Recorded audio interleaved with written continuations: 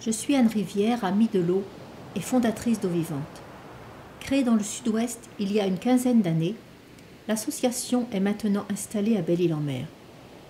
Son but premier est d'agir pour le respect et la sauvegarde de la qualité de l'eau et plus particulièrement dans son usage domestique.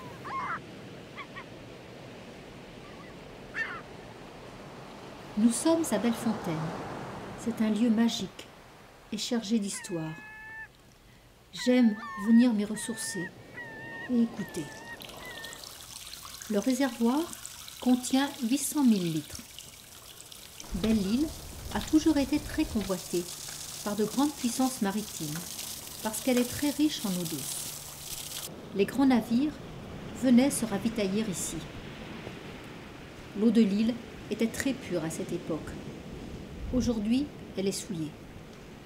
Il s'agit ici principalement d'une pollution d'origine domestique. Un constat sans appel, 98% des puits sont pollués par les coliformes fécaux de nos chasses d'eau. Les systèmes d'assainissement individuels de traitement ne sont pas adaptés. Eau vivante, avec la phytoépuration, l'usage des toilettes sèches et la récupération d'eau de pluie, propose des solutions alternatives pour le respect de l'environnement. Nous nous rendons maintenant chez Michou Delbois, adhérente et vitrine de l'association.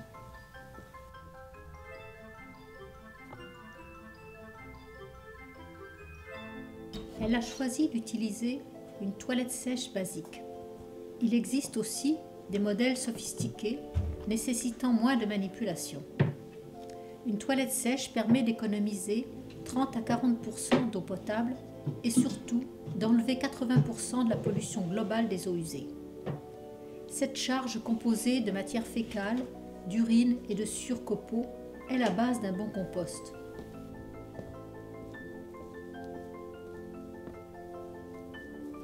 Dans le bac, on ajoutera de la matière carbonée comme la paille, les papiers, le carton, les feuilles mortes et les déchets de la cuisine et du jardin. Le compost, parce qu'il chauffe naturellement, détruit les bactéries pathogènes, comme les coliformes fécaux, et permet de régénérer nos sols en humus pour les fleurs et les arbres du jardin. Et puis maintenant, il reste 60% environ d'eau qui sont utilisées pour les besoins de la maison, mais en grande majorité pour les lavages. L'eau de boisson et de cuisine ne représente que 3% de la consommation d'eau. Donc ces eaux de lavage vont être traitées par un système d'assainissement par plante aquatique pour être rejetées dans le milieu naturel parfaitement propre.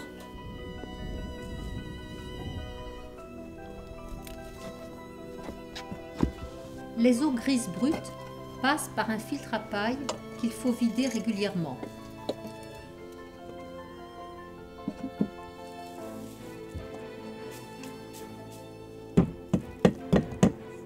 Grâce à un jeu de vannes, l'effluent est envoyé chaque semaine, à tour de rôle, vers les 2 premiers bassins.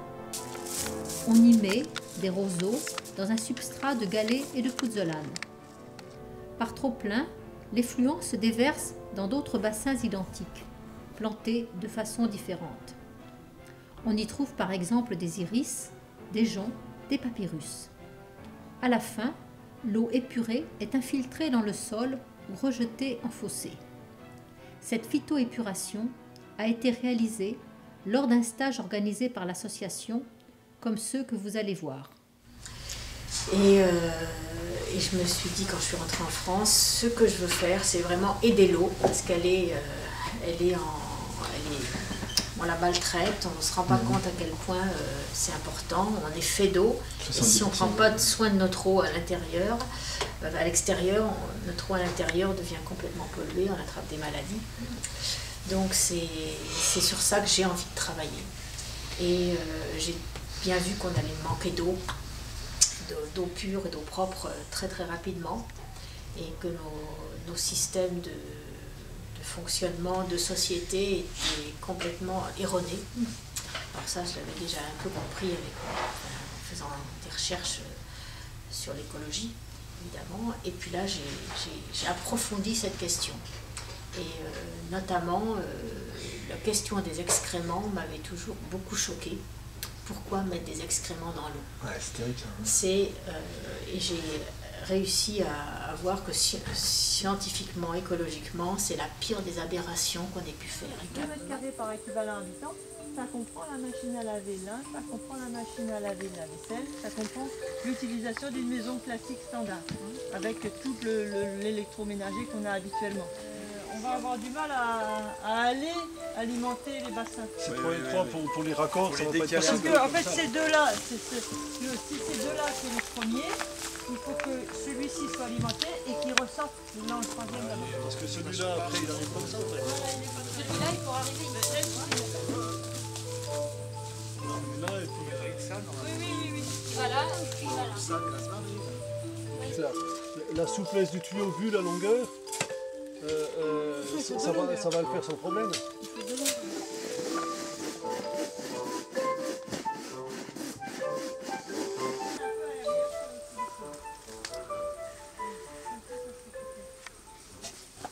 Mais bon, en ce qui concerne le projet d'habitation, donc c'est dans le massif du Jura, dans le Doubs,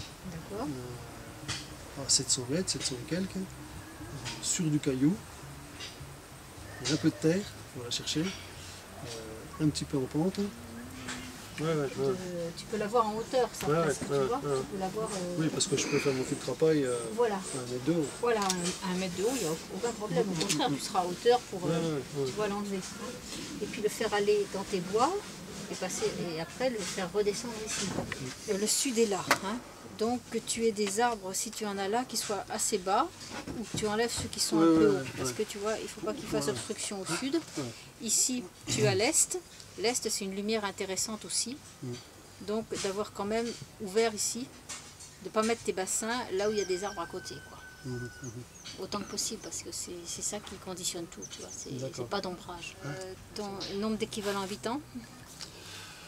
Écoute, on est un couple, puis les enfants qui ont 19-21 ans, donc ça vient, ça va, mais... Du monde à la maison de temps en temps, pendant des périodes importantes. Oui, la famille. Mais bon, vu que maintenant on aura moins de place, oui. On va peut-être changer les habitudes. Donc on va dire 2 équivalents habitants en base, plus... Et un brassage. Et voilà, les gamins, ça va bientôt être en couple, peut-être des petits. Voilà, toi, on a 50 ans quand on a des gamins qui ont 20 ans. Voilà,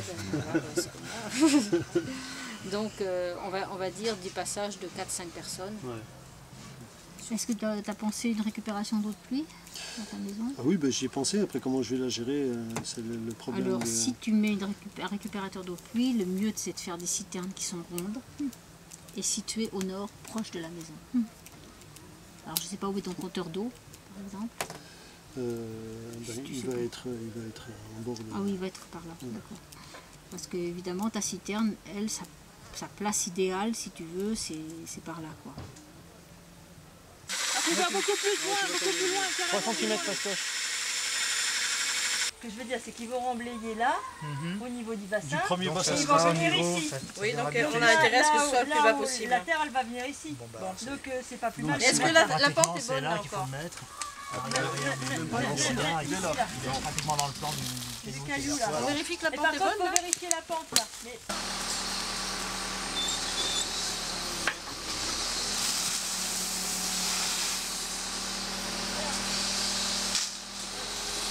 C'est pas grave.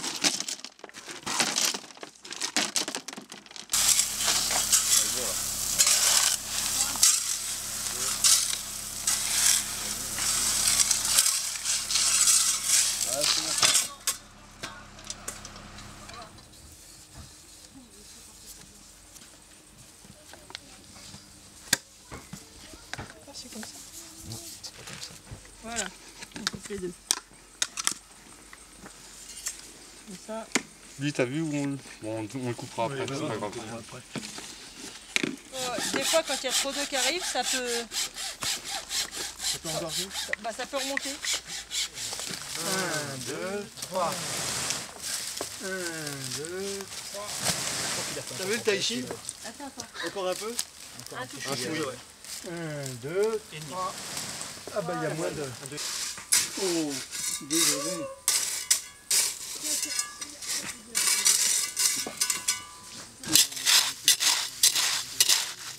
Oui, mais c'est un professionnel. Ça va trop vite? Non, c'est bien. C'est le plombier. Et ce qu'on fait, c'est à la sortie du tube, comme l'eau elle est en dessous, au-dessus du niveau de l'eau, mais en dessous de la chute, tu mets quelque chose d'assez, un galet plat, pour que l'eau elle tombe. Voilà, qu'elle se répartisse. Donc en fait, en dessous de ça, on a aménagé une cascade en fait.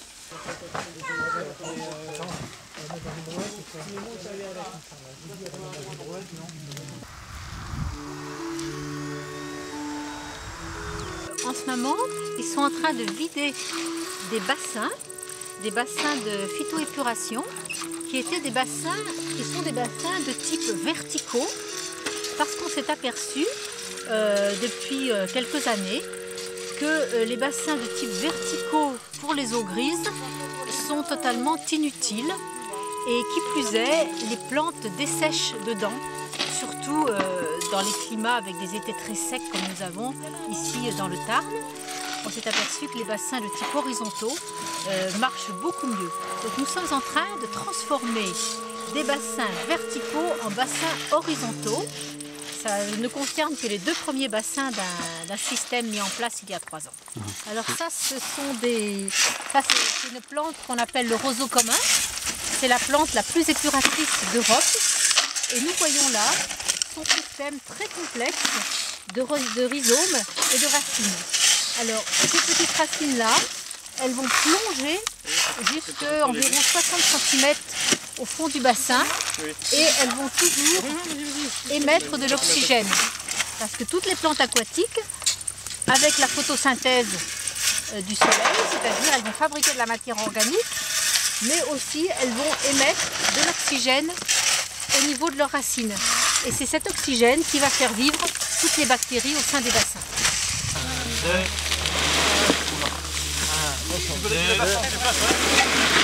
Waouh, les gars, super. À l'époque, ça fait un bassin. Alors, venez voir toutes les petites bêtes qu'il y a dans le système. Voilà, allez. Anne va être le support d'exposition. Et c'est de là que vous avez toute la chaîne alimentaire avec tous ces petits détritivores qu'on appelle. Voilà, tous ces petits détritivores qui vont, l'escargot aussi, tu peux le montrer, hein, parce qu'il fait partie du, voilà. Ils vont se nourrir de ces bactéries mortes. Et voilà, des insectes plus gros vont se nourrir de ces petits insectes-là. Et voilà, donc c'est ça qui permet d'avoir de l'eau pure. Mais les bactéries, une fois qu'elles ont fait tout leur travail, hein, parce que c'est elles qui nous aident le plus hein, dans la terre, une fois qu'elles ont fait tout leur travail de transformation, eh bien elles vont mourir. Elles vont être activées et puis elles vont mourir. Et quand elles meurent, eh bien elles sont mangées par tous ces petits insectes. Et voilà. Et ça, c'est ce qui se fait dans les bassins, mais c'est ce qui se fait exactement pareil dans la terre. Dans un sol agricole, il se fait la même chose.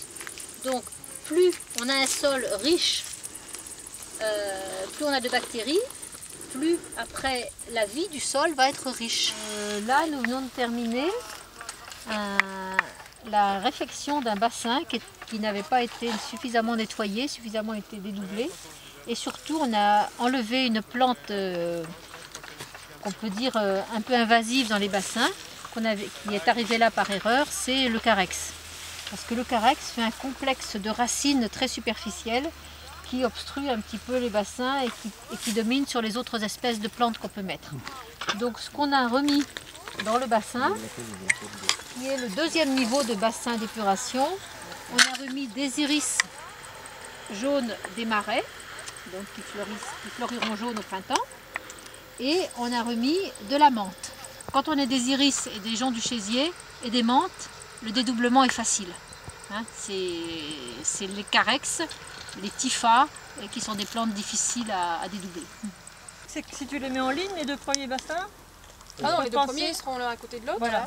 Et après en ligne. Ouais. Mais dans l'exemple de la documentation, les Justement, 2 premiers sont en ligne. Vous avez bien Ils sont vu. parallèles, mais ils sont en ligne. Voilà, ici, hein. je ne sais pas si vous avez vu les tuyaux. Voilà, il y a une C'est pour ça- entrée C'est différente, pour mais ça après qu'on a ça se rejoint. montré ce truc-là. Mais c'est un cas très particulier. Mais ça peut être intéressant de savoir de le de faire. gens qui ont On peut très peu de aussi place. faire ça. Ça veut dire que c'est quand même possible. Oui, c'est pour ça qu'on a pris celui-là. C'est parce que ça, c'est le cas extrême. Donc on peut les mettre comme on veut et aussi en ligne.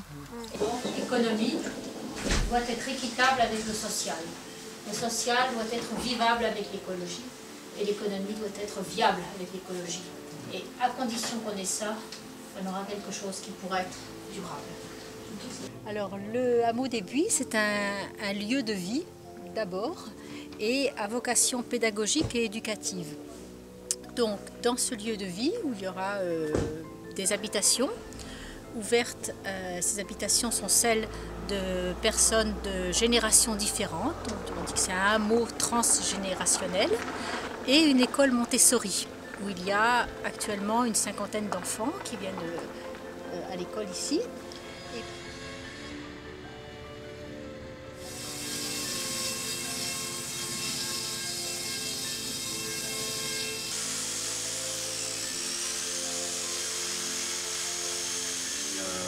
Et du coup, ce qui a changé beaucoup par rapport à la place qu'on avait sur le site, c'est qu'on a doublé le nombre d'équivalents habitants.